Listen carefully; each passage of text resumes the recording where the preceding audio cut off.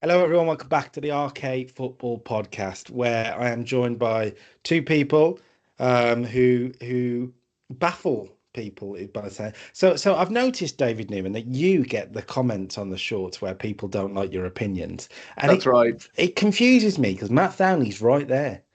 You know, Yeah, I know. I don't know what it is. There's It's one or because I'm two where, right.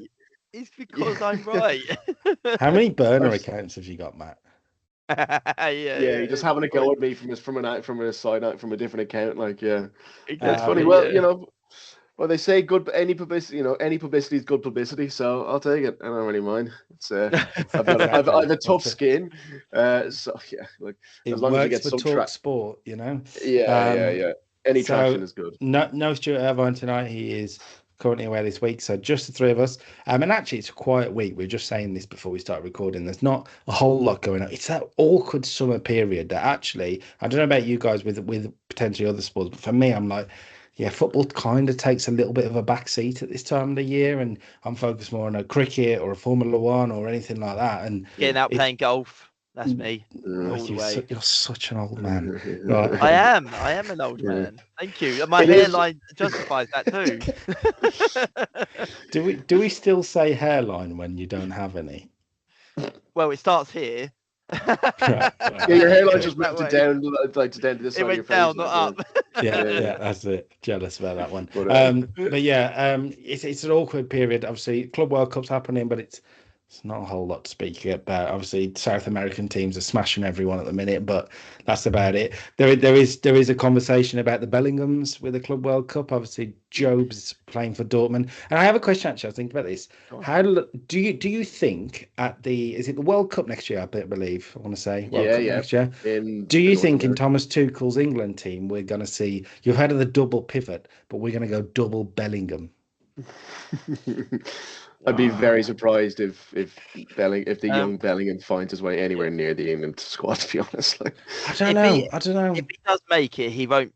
I don't see him playing alongside him. I no, don't see him playing alongside him. I think he would be taken out, and They are two there's- very different players.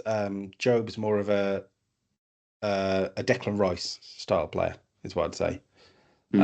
But I mean, mate, I'm just throwing it out there. hey, you never know.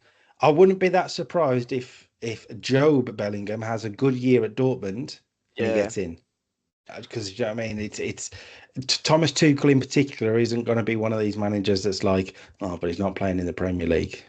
So we'll see what happens. How many brothers have actually played at the same time for England? I mean, you've obviously got Bobby Charlton and Jack The Charlton. Nevilles. The Nevilles, Nevilles. yeah.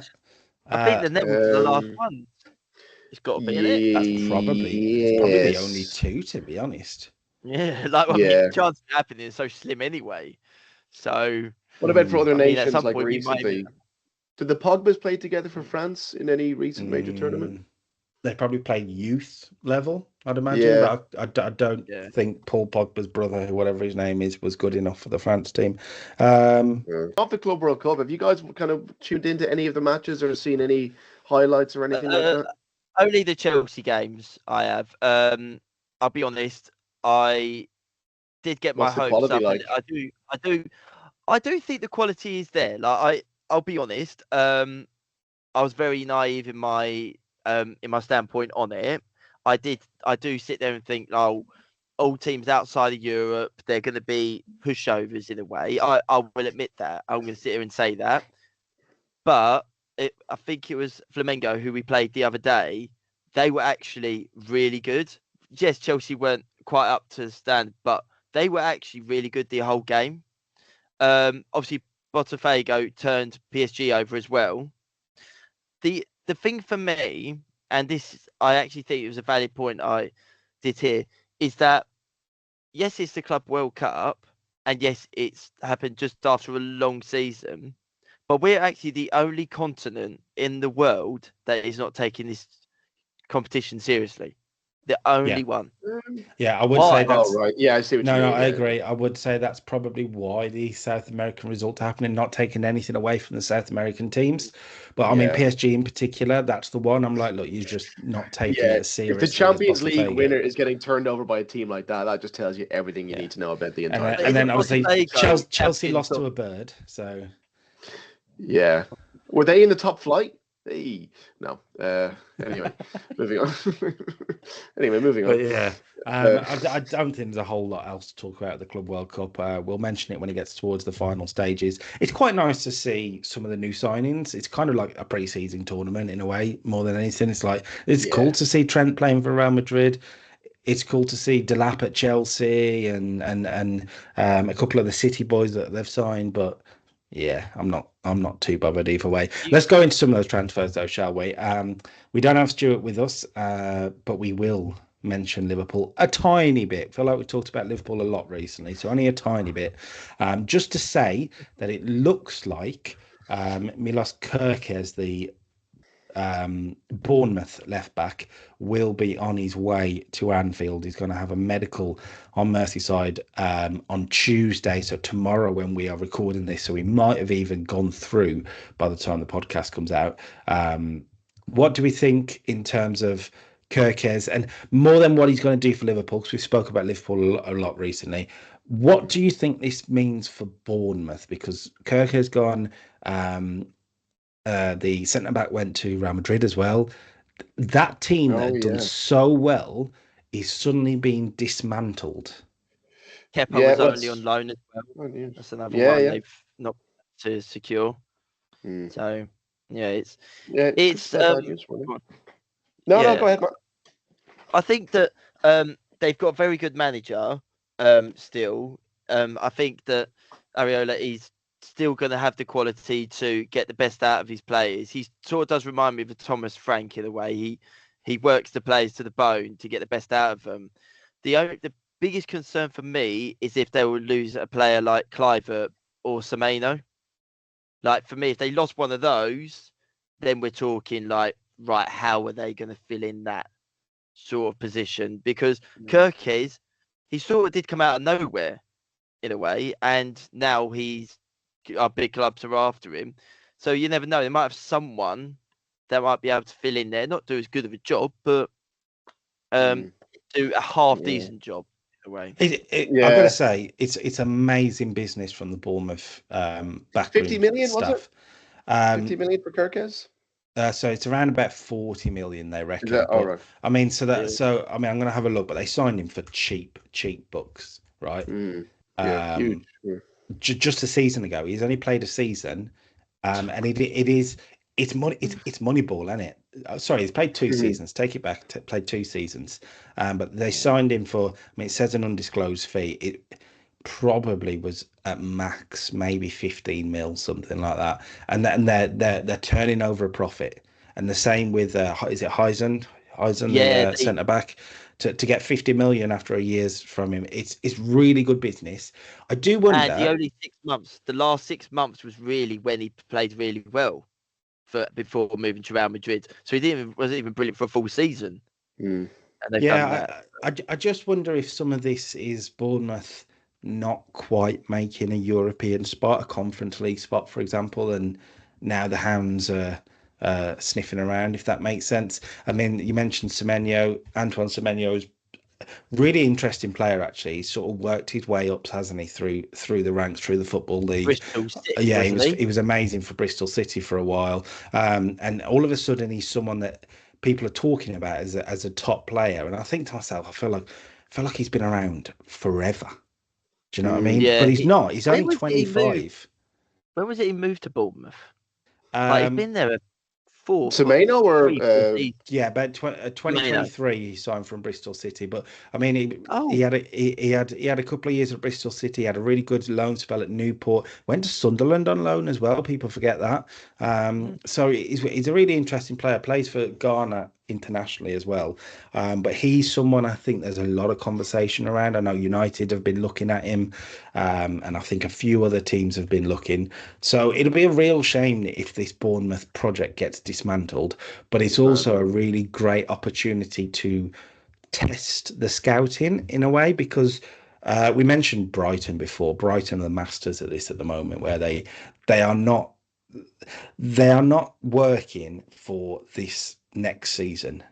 That was done 2 years ago. They're working for in 3 or 4 seasons' time. We're going to buy this player. We're going to look at this. We're going to look at him. We'll sign this player and move him on in 2 years' time and make a profit and this and that. And that's kind of what Bournemouth need to be doing now this next few years. Yeah, making money. Similar-ish to what Southampton were doing a couple of years ago, where they would kind of like move their players on and just kind of bring players up in their youth system as well, and just. I mean, but the key is how you invest it, and that's what I think. I think Brighton in particular have been so good at. There's a reason Brighton have, like, you think of their stay in the Premier League now. It's a good lengthy stay, and they haven't really been a relegation threatened team, at least for a long while now. They are continuously getting better and better and better, and that is due to the work by the board, the scouting team, the analytical team, the director of football, etc. And that's, as I say, I think that's what Bournemouth need to be doing.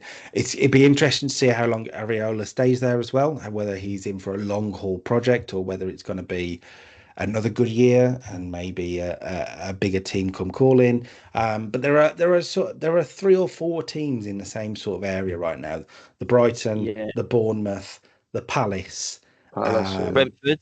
Would you put Brentford in there? Brentford, yeah. Frank? I mean, that are just on the edge of pushing on to a next level. Now, not everyone can do it. Do you think Matoma has to be the biggest, like, scouting success out of all of them? When you think of those teams, would you say where did he come from again? The biggest? He came from absolutely just nowhere. From nowhere. Like, and I think they paid. He came from a Japanese J League team. Did he? Right. It wasn't even like the championship or something. It was just completely the other side of the world. Just an absolute unknown, right?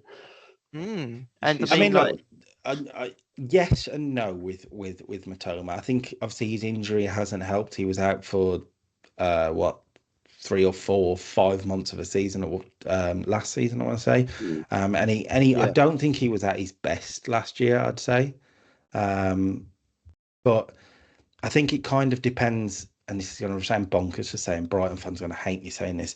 It depends on what they get for him when they sell him. That's what's going to be considered the success now. If he has an amazing season this season, and all of a sudden a Bayern Munich, a Juventus, or somebody like that are going to go, I'll give you £45 million for him, success. Yeah, it's just a given now these days. Yeah, at clubs like that, in that kind of mid-table-ish sort of level, I know some of them now are sort of achieving European football, but it's inevitable these days that if a player at one of those sides has a continuously maybe 2 or 3 or 4 really, really consistent seasons, it's inevitable that they're going to get picked up by another bigger team. And the question is always not can we keep him, but what's the most amount of money we can get for him. My concern with Matoma is perhaps the horse has bolted, so to speak, because he's 28 years of age. And that big move doesn't usually happen 29, 30 at this anymore. Point. At this modern football. 10 years ago, people signed unless it's Saudi. Now, but I'm on about in terms of a Champions League team or anything like that. So I don't know. The injury kind of ruined the plan there, I guess. I think where you say about Semenyo earlier, moving on to sort of Man United in a way, because do you think that the Semenyo signing, if they did sign him, then that's sort of the door open wide for Rashford to go, right, see you later. We've got the player that we wanted to replace you. As in with like the board saying to Rashford, like, off you go. Yeah. Well, I'll be honest, I don't think there's a world in which Rashford plays for Man United next season. 100% no. There's no chance. No, I don't think so. He's burned all his bridges at this stage, I think. Yeah. Possibly the same as Sancho. Who can really say for sure? But I think Rashford's really, especially now that it's coming out recently that he'd like to play for Barcelona, as if he has a choice in the matter. I'm that good. I would love to play for Barcelona, kind of thing. Like, well, there's been a lot of talk about Rashford to Barcelona since January, really, since he came to Villa, and there was always a talk about nothing Barcelona. too solid. I'd imagine it's his agent pushing things and Putting he all wants that Barcelona stuff to out, make a yeah. move. I mean, Yeah. I'll be honest, I actually think Rashford would be very good at Barcelona. It's obviously a slower game in Spain than it is in England, maybe a little less physical, which might suit Rashford with his pace. Yeah. I mean, do you not think his character might come into the question a little bit? Because I mean, effectively, that was the beginning of the end with him at United. It wasn't just his on-field performances. The reason he was left out was it the Liverpool game where he was left out by Amorim, him and Garnacho, was because, quote unquote, they weren't training well, or they weren't, kind of getting along well with teammates, or however he said it. It wasn't purely performances why he was left out. There was something going on in the background with just how he was getting on with other people, staff, teammates, whatever it was, something to do with his character that Amorim did not like. He definitely had an attitude issue at Old Trafford. But what I would say is when he came to Villa and he had the 6 months at Villa, his attitude was spot on, and you could, and everyone said amazing. He did okay. No, he did okay. No, he did okay, and he showed bursts. Is probably the best way to say it. But in terms of his attitude and his training, he threw himself into it. So hopefully that's what he does wherever he goes. Because the thing is, Marcus Rashford still has a very sort of 5 or 6 good years left as a top footballer, and it'd be a shame to see him waste if he pulls himself together. Yeah, and obviously if he finds the right. He's 28, isn't he? Is he 28? No, he can't be that old. I think he is 27. Yeah, 27. So he's probably got maybe 4 years left at the top, 5 years at a push if he's really settled in somewhere. I hope it works out for him. It's mad, isn't it?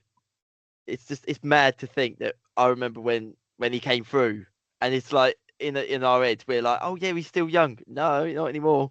But a lot of that is, and we spoke about Rashford before on the pod. A lot of that is he's wasted a lot of his best years, if I'm honest, in a failing United team, which I do think if Rashford would have left United maybe 4 years ago, we would be talking about one of the best players in the world right now.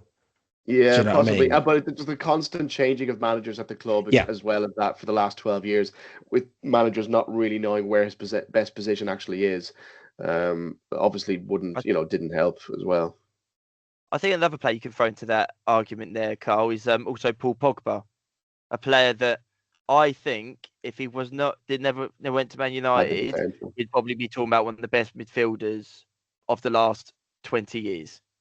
Because he had everything. He had the potential, didn't he? I mean, yeah. Yes, I agree to a point. However, I mean, him going back to United was controversial. I'd say leaving Juve in the sense of he left Juve when he was in such a great position. I mean, he was nominated for. Yeah, they just won the league and everything. They just won the league. They were nominated for Team of the Year. They'd been in the Champions League final not long before, before that, I want to say. So at that stage, Juve were a much better team than United, right? So it felt odd at the time for him to take what I think was a step down for him. And then you go into all the attitude issues he's had at Old Trafford. You also go into obviously the doping ban. I mean, look, yes, there's clearly a top talent there. And there was anyway. He also had an absolute snake of an agent in Myhaylo, and I know he passed away, so I don't want to be too, but I mean, he was a hideous person, really. Just how he acted and putting stuff out in the press and all the rest of it. Yeah. I get that, and he's obviously hasn't had the best advisors, but I mean, Paul Pogba could be playing football for a top team right now, but he's not, and that's on Paul Pogba. Yeah, exactly. The doping thing the doping thing was kind of like that. Oh yeah, he's done, career over, kind of thing. Yeah, and it's a massive what if, Paul Pogba. Agreed, massive what if, especially in that French team with Mbappe. Yeah. Absolutely. But get back on track a little bit. So we mentioned about Bournemouth. We've done Bournemouth. That's fine. Rashford. We've talked about it before. But let's talk about somebody else at United, and he's kind of Rashford related. This Garnacho photo. He's made a post on Instagram on holiday wearing a Villa shirt with Rashford on the back, which probably gifted to him by Rashford, if I'm honest, because I'd imagine they're friends. Is it a big deal? Is it really I a big think deal? it's as big a deal as people want to make it out to be. You know what I mean? With these kind of social media things, it's as big a deal as you want to make it out to be. Like I said, I mean, it's just I really don't put too much stock into these kind of social media things that become big media storms. I just think, because the players know exactly what they're doing when they do it. They know it'll be picked up and ran with, and oh, what do they mean by this? Oh, it's very cryptic. Oh, what do they mean by that kind of thing? And I just think I never really I try not to put too much stock into it. I mean, you're right. I Garnacho think knows exactly what he's doing, and what I would say is this is making it very clear that Garnacho wants out. And there's been rumours about Garnacho for a number of years now, for the last 2 years, let's say, where he maybe wasn't so happy at United. I think he wants to be United's I main wouldn't go man. back that far, but yeah, certainly Well, now. there have Anyway, been talks about sort of the team leakages before Amorim, and yes. about whether it was Garnacho's brother, and lots of rumours is what I'd say. I think Garnacho wants to be Man United's number one guy. That's what he wants, and I don't know if he's that guy, and two, with Bruno Fernandes there, he's definitely not going to be that guy. So I think he wants out. But where does Garnacho think he's going to go, if I'm honest? And two, if Rashford's going, Sancho potentially could be going. Yes, there's talk about Mbuemo. Yes, there's talk about Semenyo, but you're not going to sign both of those. I'd be surprised. So I don't see where Garnacho go. Like I can't see United letting him go. Without a fight anyway. Well, you mentioned three players there who are all, I know Rashford can play up front sometimes, but all effectively wingers. So United could have, theoretically would like to keep at least one of those, probably preferably Garnacho. But yeah, it's tough to say where he could even end up and how much United could probably fetch for him as well, because they could use the money. I think you get a good man. Really? I think you get a good man for Garnacho. I think so. The market's so overbloated these days. I think they could fetch a fair bit from you. You got to remember, he's only 20 years of age.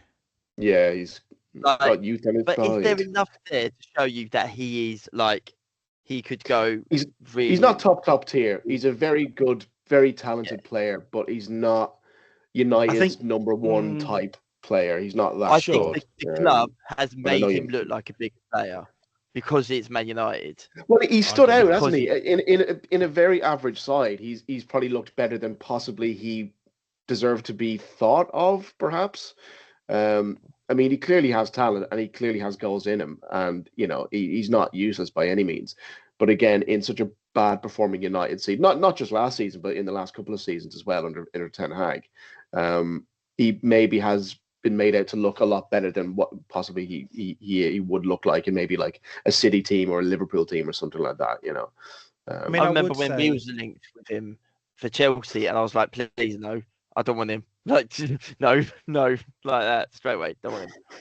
I think at 20 years of age, with what potential he has shown, absolutely he's not a world beater right now. No. He has shown glimpses of that player though, and I think if there is the right manager, the right project, the right opportunity given to him, he could get there. He clearly has a lot of talent, and what I would say is when he has been good for United, he has been very good. Very good, yeah. But it's all. But once you get past that, it's like if he finds the right team, the right manager. But beyond that, it's all conjecture. Like you just gotta. Who knows? It could happen. It couldn't happen. It might not happen. For me, if I was Garnacho right now, I wouldn't be listening to Rashford. In all honesty, I wouldn't be, because there's not enough proof for me to say, like, to follow whatever he is going to give advice he gives you. The player I'd actually go and listen to is McTominay, Scott McTominay. He's gone to Napoli and probably been one of the best players in Serie A. He won Player of the Year. Exactly. Like, if you're going to listen to anyone, listen to him. Because he's gone away from United and he's made a career for himself after one season. Imagine what he could I do know what you after mean. that. I know what you mean. Yeah, I mean, but McTominay is going to give you nothing but positives because he's had such a positive season. I mean, who would have seen that? Who would have seen Scott McTominay winning Player of the Season in Serie A, winning Yeah, the league, something like that? I You don't know what I think mean? anyone saw it to that extent. What I would say regarding McTominay, though, is, and it's similar to Garnacho, right? With McTominay, every good moment that United had, it felt like anyway, every good moment that United would have during that sort of 3 or 4 years where McTominay was playing and United weren't playing very well, the good moments felt like they came from McTominay. He'd pop up with a goal here, I or always liked him. I always liked um, McTominay. I was sad to and see him go. I do think Work. Garnacho's a similar story. That's what I'm trying to say. Mm. A lot of the good moments United have had over the last 2 years, Garnacho has been involved. So I think there's clearly a player there. And I do think for The Everton United, goal. the best possible thing for United is to keep Garnacho and to make him a major player in the team.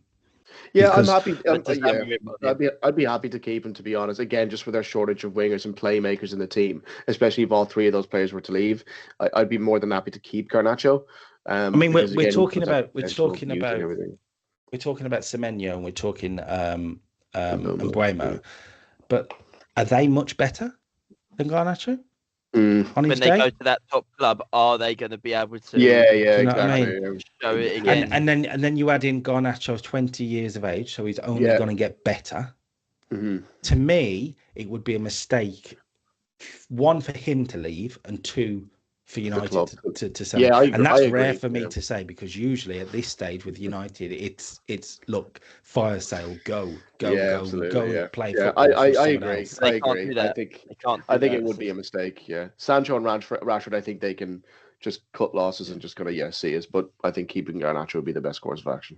On the Villa reference, I will say I don't think there's any chance he signs for Villa because I do not think Unai Emery would want him in the dressing room. No. So yeah. Moving on to go on.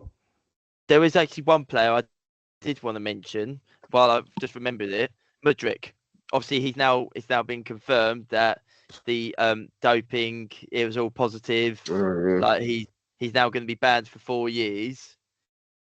Is it fair to say that he has to be the worst? Well, one of the biggest flops in Premier League history. He's been a pretty big disaster, hasn't he? I think it's a really bonkers one. He has been a disaster, and I'm not taking that away. It just, when you watch him play, there was clearly a decent little player there, but something wasn't right, and something hasn't clicked, and obviously he's been taking the wrong advice from people. And then look, whatever the doping that he's being banned for, that's on him. He should know better as well.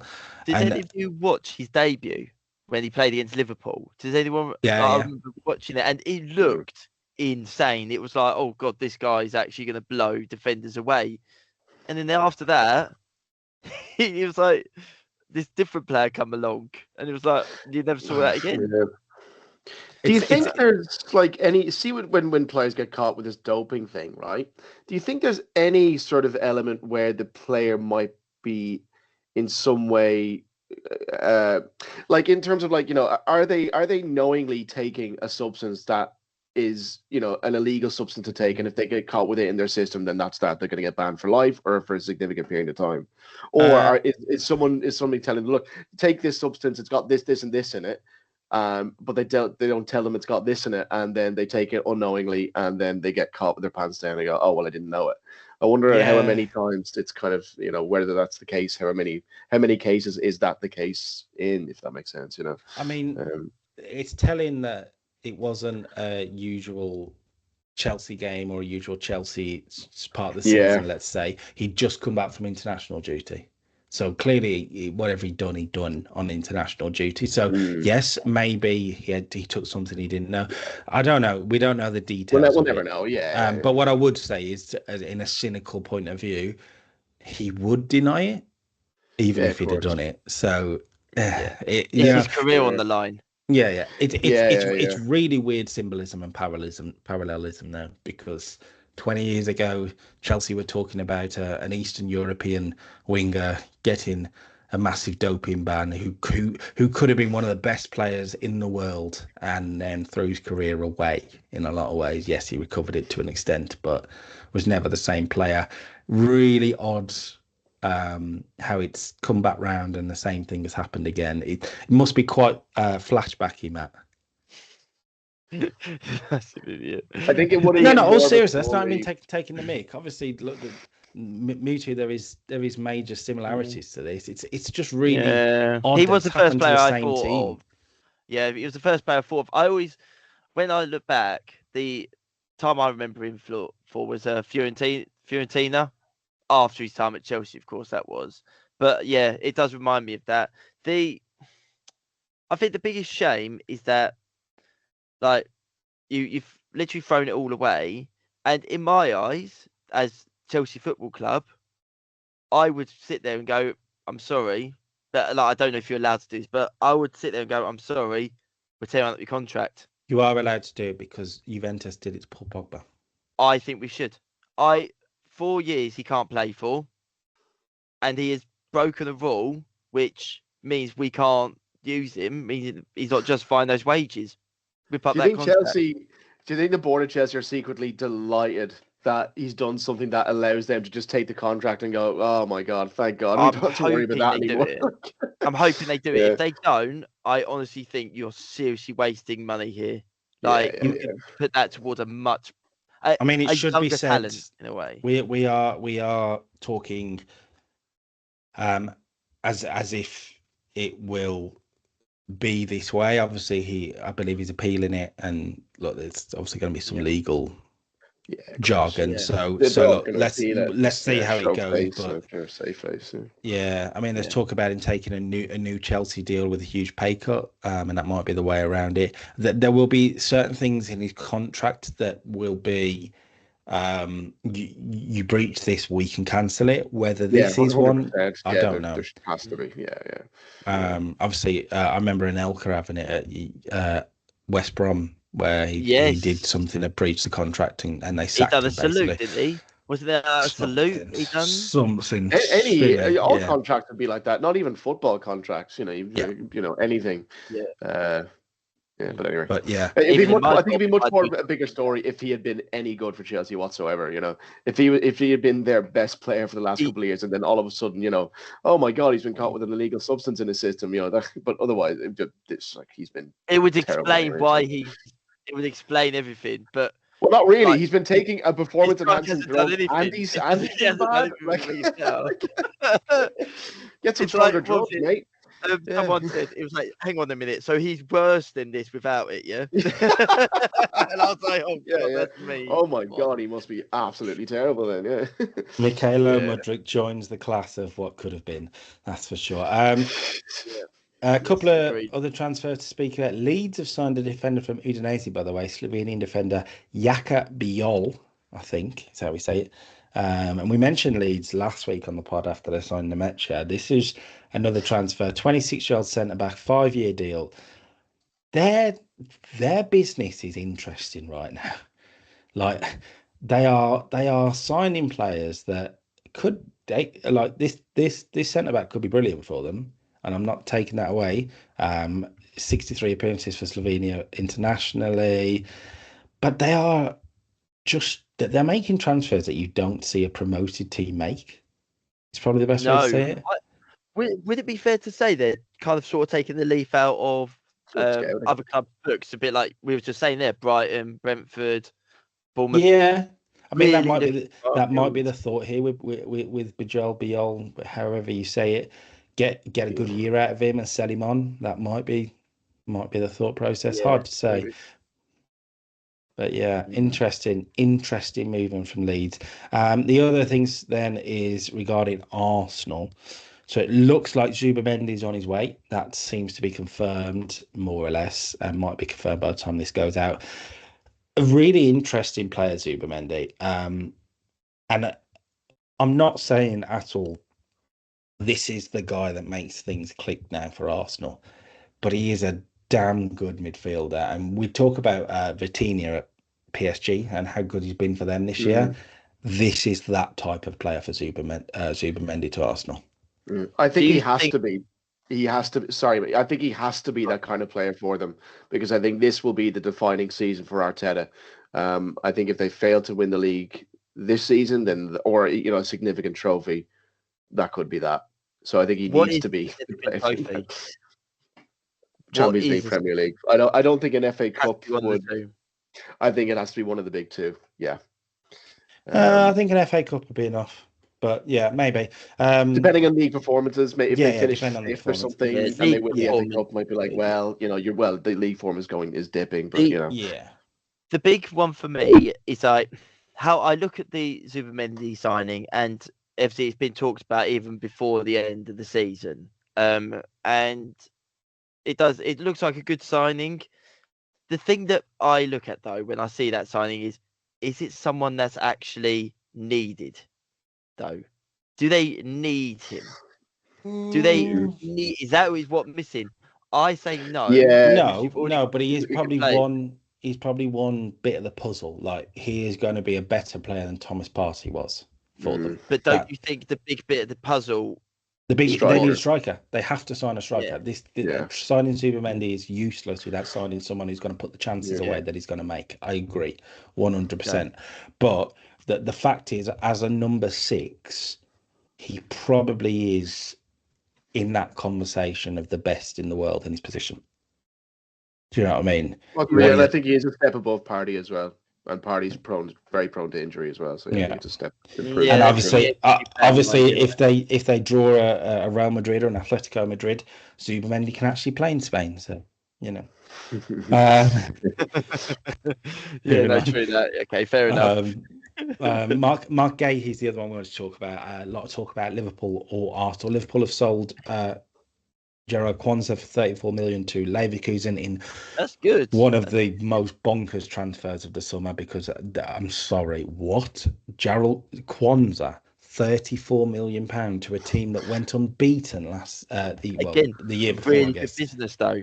Really good, tiny bit of business. Amazing business. Yeah. Sorry, if Leverkusen want to sign, I don't know, Luca Dean for 70 million, that's fine. Do you know what I mean? How is Gerald Kwanzaa going to a top German team for 34 million pound? I just don't see it. Agent's like, I've done some amazing business here. He's look, he might go on and be an amazing player, and obviously he's still young. I get that, only 22 years of age, but I have not seen in any of the stuff I've watched him play, I have not seen a tippy top world player. Do you know what I mean? A world centre back. He's not going to be a Van Dijk. I don't know how they swung that. But do you think 34 million is like I'm not saying he's a world class defender, because he's not yet. But do you think that sort of price is actually pretty average for defenders? Yeah, it is a bloated price, but that's the kind of transfer. Bargain either. Yeah, that's certainly the kind of transfer that maybe 10, 15 years ago would have been for 7 or 8 million, maybe, but because everything's obviously so bloated these days. It is a great business. But, If you'd have said maybe 20 million, I can swallow it. But if Gerald Kwanzaa's worth 34 million, someone like Ezri Konsa, for example.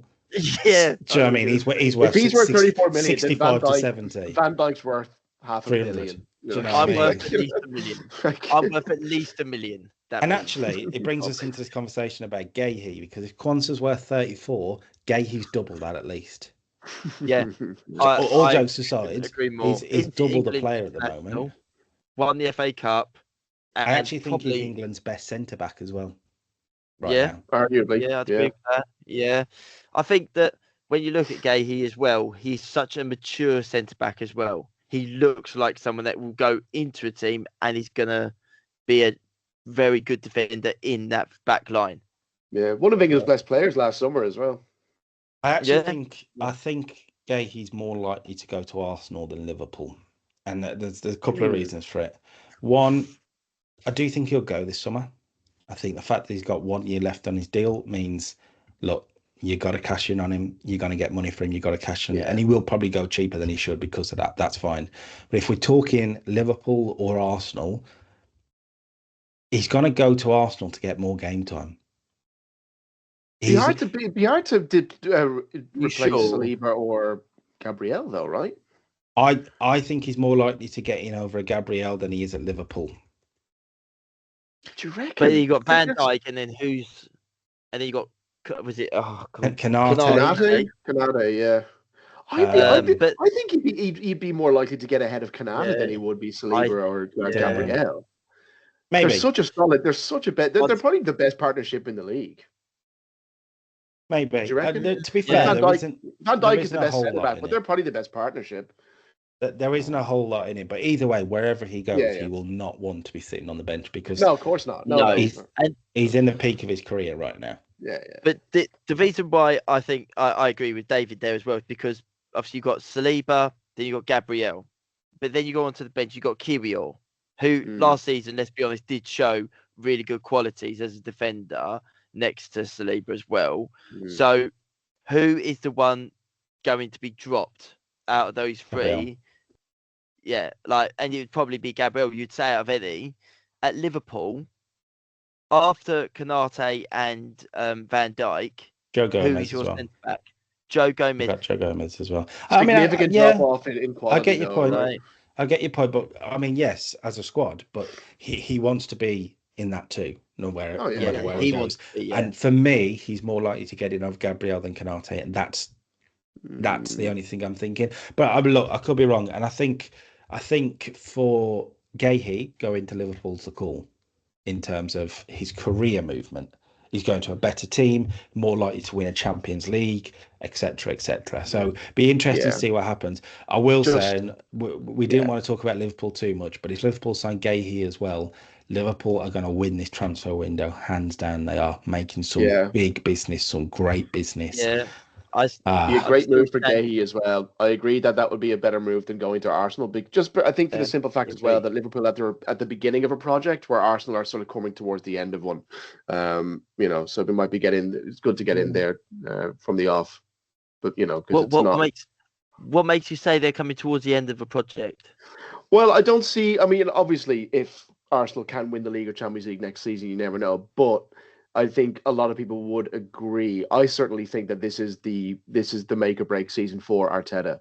I agree with that. There's every chance that if that's the case and he gets sacked, then Gahey will think, well, what was the point of that? But I mean, giving that if he goes to Liverpool, which is just beginning under Slot, they've won the league. They're off to probably the best start imaginable. It's basically the beginning of a project where Arsenal's is possibly starting to wind down, given obviously how they do next season.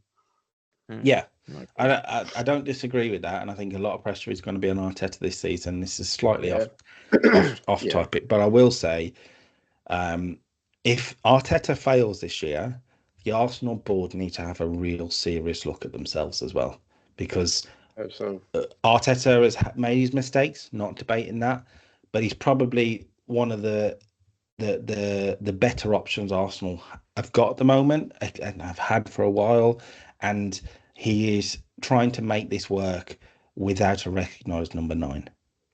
And that's you know what I mean? They haven't backed him for the last 2 years, realistically. Do you know what I mean? For 2 years, we've been saying they need one of the top 20 strikers in the world, let's say. That's what they need, but they haven't done it. Do you think that, was it, so Declan Rice signed 2 years ago, didn't he? Was it 2 seasons ago? Yeah, like that. Yeah, maybe. That was their statement signing. That was the one that everyone was like, "This, they're going to win the league now with this sort of signing," and it should have been followed by a striker. Yeah. Like you say, for all we know, the board actually might be turning around going, "We're not spending X amount on Gyökeres. We're not spending this. We're not spending that. We want to go for these players." They might, like you say, they might be doing that, but. Yeah, we know they've been stingy with this. I mean, let's be fair. If you really think Arteta's going, nah, we're all right, we don't need them. I mean, he definitely is pushing them for a striker. And I mean, there were rumours about Ollie Watkins in January, right? And the truth is, if Arsenal wanted Ollie Watkins in January or wanted him right now, they would sign him because they would pay the money for him, which actually wasn't a whole lot. We just weren't accepting £30 million for Ollie Watkins. which is a ridiculous price. And this is what I'm saying, like that they're not backing him. Yes, you're right. Like Declan Rice is a very good example. Declan Rice came in and smashed it at Arsenal. He's been one of the best transfers Arsenal have had in a lot of years, right? Yeah. One of the best Premier League transfers of the last 5 years. A number of those players, though, have really have come into Arsenal and done well, which you have to say that's a success story for Arteta, is what I'd say. Not all of them. Some have not worked out. I mean, Raheem Sterling, for example. But some have done really well. Declan Rice, Kai Havertz has done well at Arsenal, I'd say. Timber, David Raya has been Saka. Obviously, I think David Raya's been a success, I would say. Yeah, and then you look at the players who he's brought through. Obviously, he's Saka was always going to be a superstar, but he has given that the space. Martinelli is a better player because of working with Arteta. Odegaard, you mentioned Odegaard. Odegaard, when Arteta came in, Odegaard was a what if? Oh, I don't know what everyone's talking about with this guy, and actually, he's turned into one of the best. Miles Lewis-Skelly. In terms of working with the players, I feel like Arteta is doing more or less everything he can. He just needs backing. If they go and sign a striker that's going to get 20 goals this season in the Premier League, right? Arsenal will challenge for the title. Properly challenge for the title. Yeah. And I'd even go as far as to say I would probably put them in as like neck and neck all the way to the end, and they could probably edge it if they had it. But I mean, they were comfortably the second best team in the league last year. Comfortably, yeah. They were not even for the season before as well, when they were kind of challenging City for the two previous. I mean, they've been thereabout. They've been in the title race for the last 3-4 years. You know, it would be such a shame for them not to push and actually win the thing. You know. I mean, look, Rodrigo's not the answer. There's talk about Rodrigo from Real Madrid. He's not the answer. Benjamin Seschko's an interesting one, but I'm not sure he's the guy that gives you the league this year. Might be the guy that gives you the league next year. But this year, I don't know. Gyökeres is the guy for me. Gyökeres at Arsenal would be a statement. It would be a physical presence, which they need. He'd be able to link Saka into a game more, Odegaard into a game more. I think that's where I'd go. Talk about Ollie Watkins. For me, no. I think Alexander Isak has already confirmed he's staying at Newcastle, right? That was a while ago. Would you reckon if Arsenal maybe approached Newcastle possibly in January behind the scenes and said, look, we'll give you this much more at the end of the summer, just to get in early before anything was put on paper? There's still a lot of talk about Isak to Liverpool. I think if he leaves Newcastle, he's going to go to Liverpool more than Arsenal. But I mean, look, on the Ollie Watkins process, it's too late. His move to Arsenal, it's too late for him. He's 29 years of age. Yeah, that move's gone now for me. Gyökeres is the way, but we'll see. Any more transfers we wanted to mention quickly? Monaco apparently interested in Onana. Bye. Oh, I didn't see that one.